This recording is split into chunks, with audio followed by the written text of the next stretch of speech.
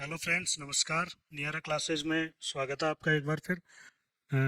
Class tenth का हम ये चैप्टर चला रहे थे, chemical reaction and there types. ये हम चैप्टर चला रहे थे। इसमें हमने हमारी दो क्लासें हो गई थी, जिसमें हमने बताया था कि कैसे इलेक्ट्रॉन कैसे मतलब एलिमेंट्स आपस में रिएक्शन करते हैं, क्यों करते हैं, ये सब हमने बता दिया था पिछले लेक्चर में। अब हम बताएंगे कि टाइप्स केमिकल रिएक्शंस के क्या क्या होता है, कितने तरह से रिएक्शन हो सकती है। तो मेनली चार पांच तरह की होती है। अच्छा, ये रासायनिक जो अभिक्रिया है, इसकी एक बार और मैं आपको डेफिनेशन बता देता हूँ केमिकल रिएक्शन की। देखिए, chemical reaction is a process in which one or more substance are converted into one or more different substance. ये वर्ड याद रखना दोस्तों। मतलब एक या एक से ज्यादा सब्सटेंस मिलके और कोई नया प्रोडक्ट बना दे, नया सब्सटेंस बना दे, कोई डिफरेंट बना दे, तो उसको केमिकल रिएक्शन कहेंगे। अगर कुछ नया नहीं बना, केवल उसकी बाहरी अवस्था चेंज हुई है, तो हम उसको केमिकल रिएक्शन नहीं कहेंगे। जैसे अगर पानी की अगर अपन बात करें, वाटर वाटर बॉईल होगा और गैस बनेगा। अब क्या हुआ, पानी गर्म होके और गैस बना या भाप बना, स्टीम बना। ठीक है, तो ये केवल इसका बाहरी स्वरूप चेंज हुआ है। यहाँ भी ये H2O है और इधर भी H2O है। इसके जो केमिकल कंपोजिशन है, उसमें कोई चेंज नहीं हुआ। तो इसको हम क्या केमिकल रिएक्शन कह सकते हैं? नहीं। ठीक है बच्चों, केमिकल रिएक्शन के लिए क्या होगा कि जब कोई रिएक्शन होगी तो एक नया सब्सटेंस बनेगा इधर। तो ये केमिकल रिएक्शन की डेफिनेशन है। और कैसे हम पता लगाएंगे कि केमिकल रिएक्शन हो रही है? तो कुछ इंडिकेटर्स हैं, उन इंडिकेटर्स के आधार पे हम ये बता पाएंगे कि केमिकल रिएक्शन हो पा रही है। जैसे अगर बात करें चेंज इन कलर, यानी कि अगर कलर में चेंज है, कोई भी जो रिएक्शन हो रहा है उसके अंदर कलर चेंज हो गया, तो उसको हम क्या बोलेंगे? Chemical reaction. अगर मैं एक एग्जांपल दूं, तो आपने देखा होगा कि आपने एप्पल को काटा। एप्पल को काटने के बाद में वो ताज़ा ताज़ा एकदम क्लीन वाइट रहता है, लेकिन जैसे ही थोड़ा समय निकलता है तो वो थोड़ा ब्राउन हो जाता है। ठीक है, वो क्यों हुआ? उसका कलर चेंज क्यों हुआ? तो उसके अंदर कोई केमिकल रिएक्शन हुई है।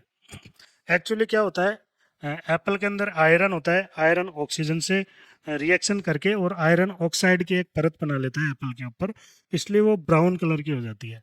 ठीक वैसे ही आप आलू को काट के रख दीजिए, थोड़ी देर बाद में वो भी थोड़ा कलर उसका चेंज हो जाता है, भूरे कलर का वो हो जाता है। तो ये सब किसकी वजह से हुआ है? केमिकल रिएक्शन की वजह से। यानी कि अगर आपको कलर में थोड़ा चेंजेस मिलने लग जाए, तो आप ये कह सकते हैं कि इसमें कोई ना कोई केमिकल रिएक्शन हो रही है। अगर बात करें आगे चेंज इन टेम्परेचर, किसी भी मटेरियल या सब्सटेंस का अगर टेम्परेचर चेंज हो गया, तो भी हम कह सकते हैं कि इसके अंदर कोई ना कोई केमिकल रिएक्शन हो पा रही है। इसी तरह इवोल्यूशन ऑफ गैस, किसी सब्सटेंस में से गैस निकल रही है, तो गैस निकलने का कोई रीजन होगा, कोई कोई ना कोई केमिकल उसमें रिएक्शन हो पा रही है जिसकी वजह से उसमें से गैस निकल रही है। तो ये भी एक रीजन है जो अपन बता पाएंगे, इंडिकेटर है कि इसमें रिएक्शन हो रहा है।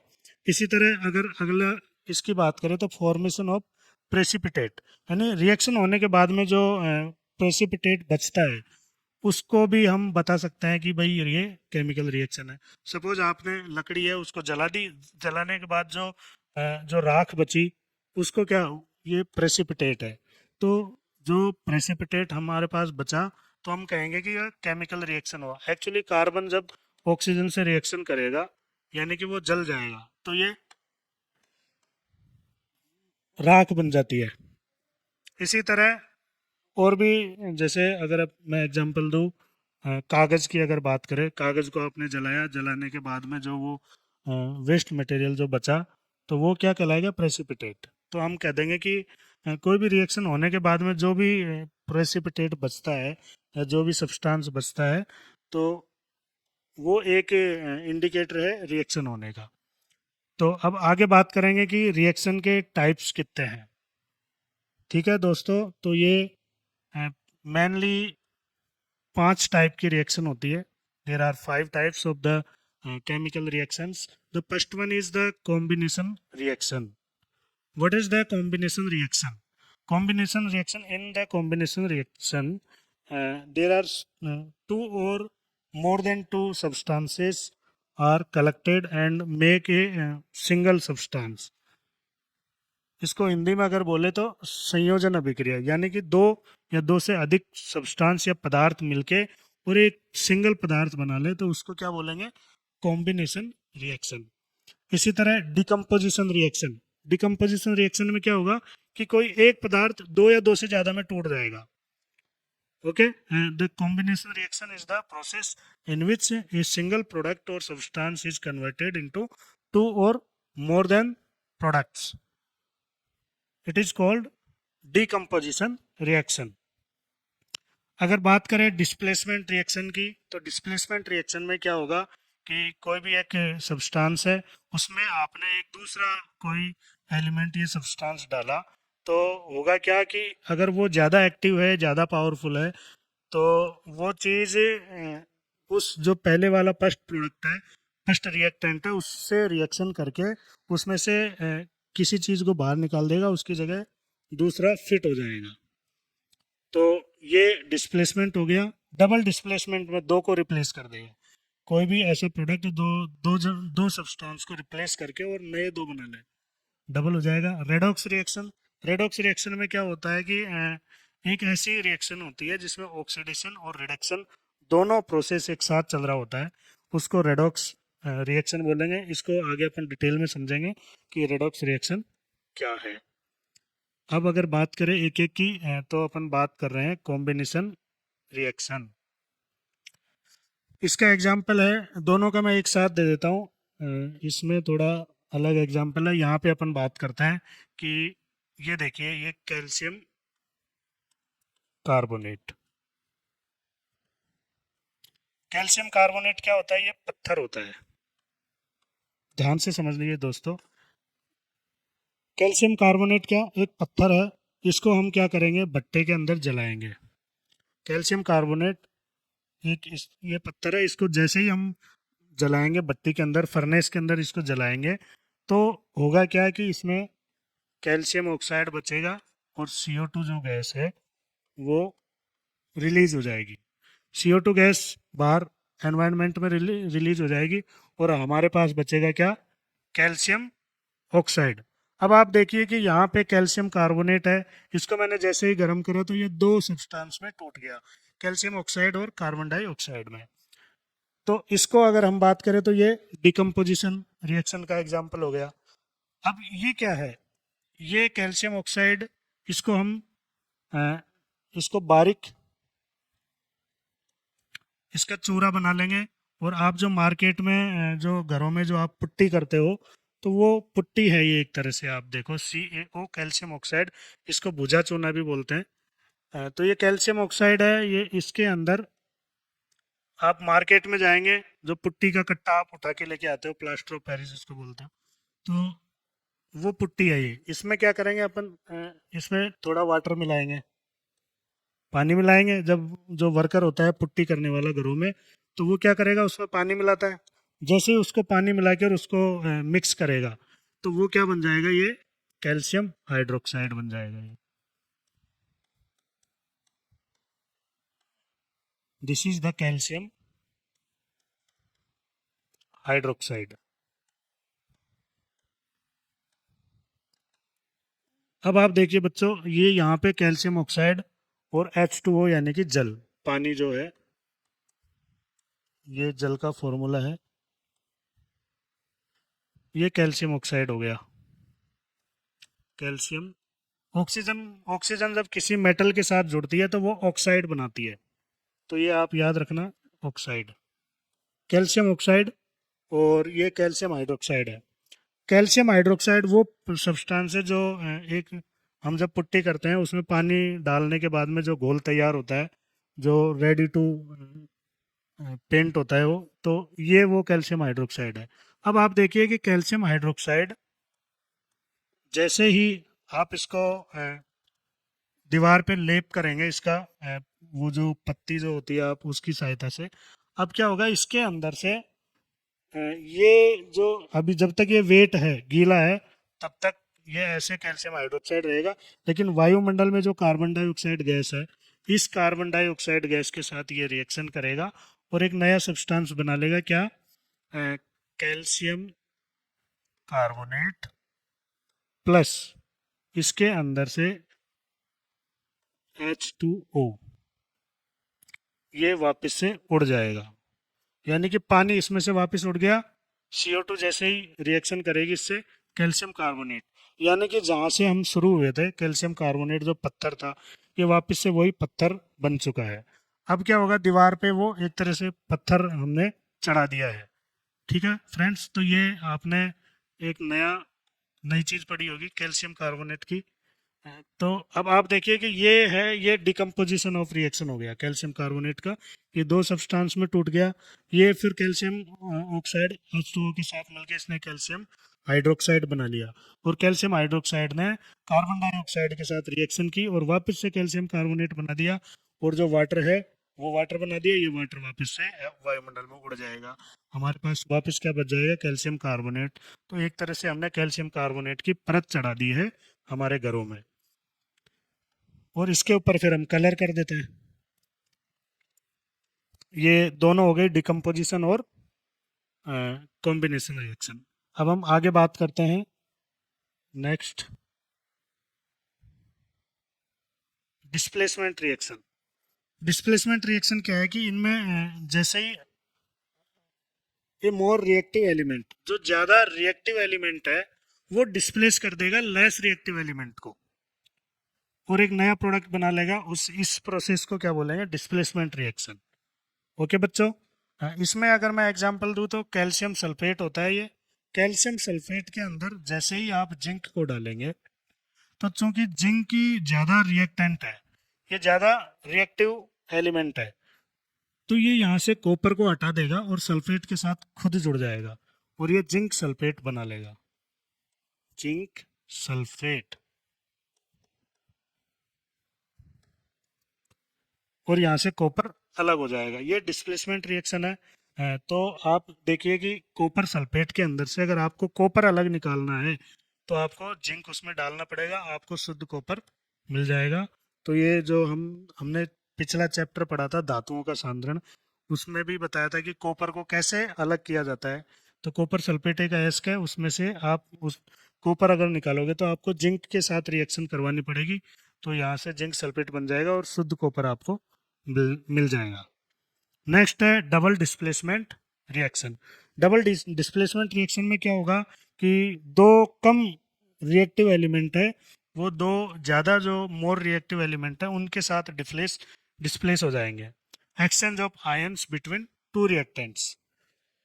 इसमें क्या, जैसे सोडियम सल्फेट और बेरियम क्लोराइड है, ये अगर आपस में रिएक्शन करेंगे तो चूंकि सोडियम की जो रिएक्शन करने की जो पावर है वो क्लोरीन के साथ ज़्यादा है, इसलिए जैसे ही सोडियम सल्फेट और बेरियम क्लोराइड पास दोनों रिएक्शन करेंगे तो सबसे पहले सोडियम क्लोराइड बन जाएगा, तो फिर ये बेरियम सल्फेट को इसके साथ जुड़ना ही पड़ेगा।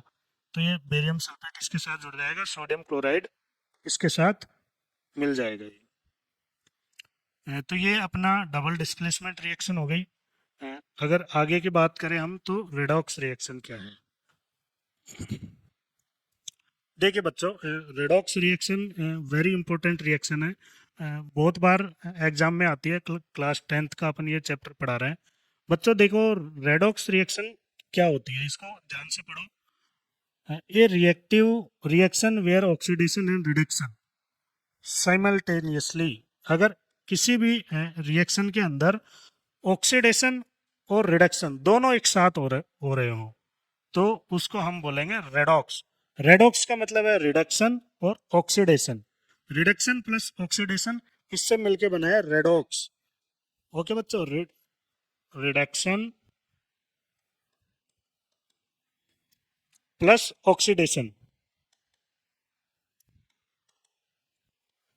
रिडक्शन का रेड और ऑक्सीडेशन का OX मिलके ऑक्सी ये रेडॉक्स रिएक्शन हो गई। वेरी इंपॉर्टेंट रिएक्शन है, इसको और डिटेल में अपन समझते हैं।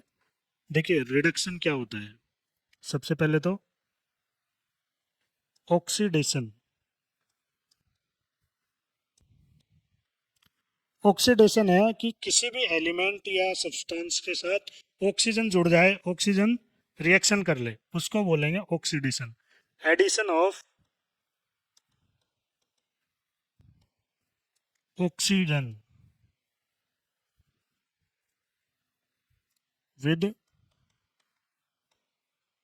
Any substance. अगर किसी भी सब्सटेंस के साथ ऑक्सीजन जुड़ जाए तो उसको क्या बोलेंगे, ऑक्सीडेशन। और अगर ऑक्सीडेशन ऑक्सीजन हट जाए, oxygen reduction.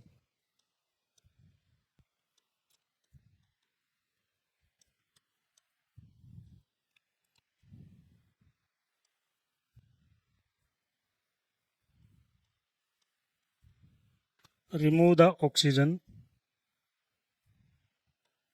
From any substance.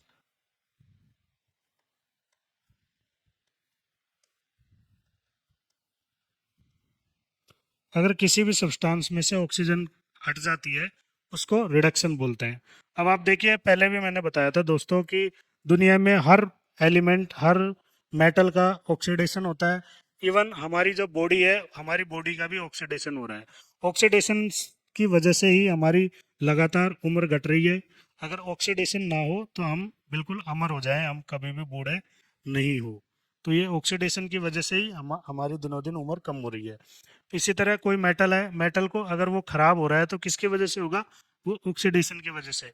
जितने भी जो धातुएं हैं वो ऑक्सीजन के साथ रिएक्शन करती है बहुत इजीली, और वो ऑक्सीजन उनको खराब करने लगता है, धीरे धीरे उनको डिकम्पोज कर देता है। तो किसी भी चीज को अगर नष्ट करना है तो उसकी ऑक्सीजन से रिएक्शन करवा दीजिए। आप देखिए कि आग, आग क्यों लगती है, आग लगती है ऑक्सीजन की वजह से। ऑक्सीजन ही हर चीज को जलाती है और उसको नष्ट करने का काम ऑक्सीजन है। और आप एक बात देखिए, ऑक्सीजन की वजह से ही हम जिंदा है। अगर ऑक्सीजन हमें 2 मिनट भी ना मिले तो हम मर जाएंगे। तो ऑक्सीजन ही जिंदगी है और ऑक्सीजन ही मृत्यु का कारण है। तो ये ऑक्सीडेशन हर, चाहे कैसा भी सजीव हो चाहे निर्जीव हो, सबको नष्ट करने का काम करती है ऑक्सीजन गैस। तो बात करते हैं रेडॉक्स रिएक्शन। तो ऐसी कोई भी रिएक्शन जिसमें रिडक्शन और ऑक्सीडेशन दोनों ही, हिंदी में अगर बात करें तो इसको ऑक्सीकरण और इसको अपचयन बोलते हैं। अपचयन, इसकी एक और परिभाषा है। इसमें है कि हाइड्रोजन का जुड़ना रिडक्शन हो जाएगा और हाइड्रोजन का हटना, रिमूव होना, वो ऑक्सीडेशन हो जाएगा। ये थोड़ा बाद में देखेंगे अपन, ये आगे की बात है। फिलहाल आप ऑक्सीजन के हिसाब से इसकी डेफिनेशन देख लिया, ऑक्सीडेशन एंड रिडक्शन की। तो रिडक्शन रेडॉक्स रिएक्शन को हम समझते हैं एग्जांपल की सहायता से। ये देखिए आप, जिंक प्लस कैल्शियम ऑक्साइड है। कैल्शियम ऑक्साइड की रिएक्शन हम जिंक के साथ करवाएंगे। माने आप ये मानो कि कैल्शियम ऑक्साइड के अंदर आप जिंक का टुकड़ा डाल देंगे, तो क्या होगा कि कॉपर को ये जिंक हटा देगा। क्यों हटा देगा, क्योंकि जिंक ज्यादा रिएक्टिव एलिमेंट है, कॉपर से ज्यादा रिएक्टिव एलिमेंट है। ऑक्सीजन कॉपर के साथ जुड़ने की बजाय जिंक के साथ जुड़ना पसंद करता है। इसलिए जैसे ही आप कॉपर ऑक्साइड के साथ जिंक डाल देंगे तो ये जिंक ऑक्साइड बना देगा। ऑक्सीजन यहाँ से हटके और जिंक के साथ जुड़ जाएगा, यहाँ पे कॉपर बच जाएगा। अब आप देखिए यहाँ पे, इसमें ऑक्सीडेशन किसका हुआ है और रिडक्शन किसका हुआ है, एग्जाम में आपके क्वेश्चन यही आएगा। इसी तरह आता है कि कोई आपको एक इक्वेशन दे देगा, केमिकल रिएक्शन दे देगा, और आपसे पूछा जाएगा कि इस रिएक्शन के अंदर ऑक्सीडेशन किसका हुआ है और रिडक्शन किसका हुआ है। तो आप देखिए मैंने यहाँ डेफिनेशन दी है कि ऑक्सीडेशन क्या है, एडिशन ऑफ ऑक्सीजन। यहाँ पे ऐड किसके साथ हुआ है, ऑक्सीजन जिंक के साथ हुआ है। तो यहाँ पे ऑक्सीडेशन किसका हुआ है, ऑक्सीडेशन जिंक का हुआ है, क्योंकि जिंक के साथ ऑक्सीजन जुड़ गया। और कॉपर ऑक्साइड के साथ इसमें से ऑक्सीजन हटा है, तो कॉपर का क्या हुआ है, रिडक्शन हुआ है। रिडक्शन हुआ है किसका, कॉपर का। तो ये रेडॉक्स रिएक्शन हो गई जिसमें एक ही समय पे एक एलिमेंट का रिडक्शन होता है और एक का ऑक्सीडेशन हो रहा होता है। अब बात करते हैं समरी, तो खैर क्या ही पढ़ेंगे ये चैप्टर। हाँ, ये चैप्टर खत्म है अपना यहीं पे। इसमें हमने पढ़ा था कि कैसे केमिकल रिएक्शन उनके रिएक्ट करती है और उनके टाइप्स क्या क्या हैं। अच्छा, एक चीज़ और बता देता हूँ मैं आपको, इसी के अंदर, हाँ देखिए, SO2 गैस वायुमंडल में होती है, इसके साथ ऑक्सीजन गैस मिलेगी और SO3 मिला बना देती है, सल्फर ट्राई ऑक्साइड।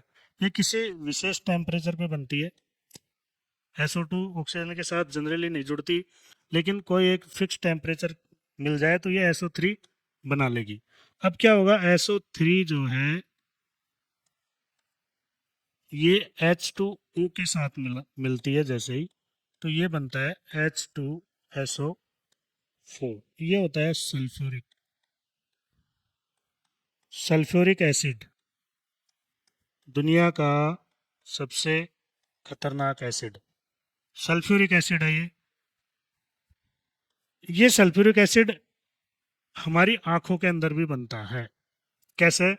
देखिए, ऐसी कोई भी चीज जिसके अंदर सल्फर हो, उसके कांटेक्ट में आप जैसे ही आएंगे तो आपके अंदर H2SO4 बन जाएगा आंखों के अंदर, और आपकी आंखों में जलन होने लग जाएगी।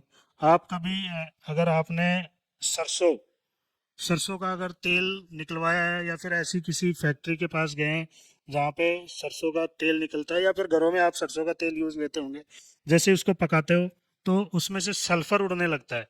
सल्फर ऑक्सीजन के साथ रिएक्शन करके सल्फर ट्राईऑक्साइड बनाता है, और ये सल्फर ट्राईऑक्साइड जैसे ही हमारी आंखों के अंदर जाता है, तो चूंकि आंखों के अंदर H2O पहले से है, जल H2O रिएक्शन करके और ये हमारी आंखों में H2SO4 या सल्फ्यूरिक एसिड बना लेता है। यही वजह है कि हमारी आंखों में जलन होने लगती है जैसे ही सरसों के तेल के कांटेक्ट में हम आते हैं। तो ये कुछ रिएक्शन थी। अब हम आगे एक नया चैप्टर, नया टॉपिक शुरू करेंगे कल। थैंक यू दोस्तों, नियरा क्लासेस में आपका स्वागत है। बने रहिए हमारे चैनल के साथ और हर कंसेप्ट को आप डिटेल में समझ लीजिए। अगर कोई भी आपको दिक्कत है तो मेरे को कमेंट करके बताइए, मैं उसमें थोड़ा सुधार करूँगा। और अगर कोई क्लास 10th का बच्चा है, ऑफलाइन पढ़ना चाहता है, तो हमारे यहाँ बैचेज चल रहे हैं ऑफलाइन के। कहाँ पे? जगतपुरा में, इंदिरा गांधी नगर, जयपुर में। थैंक यू दोस्तों।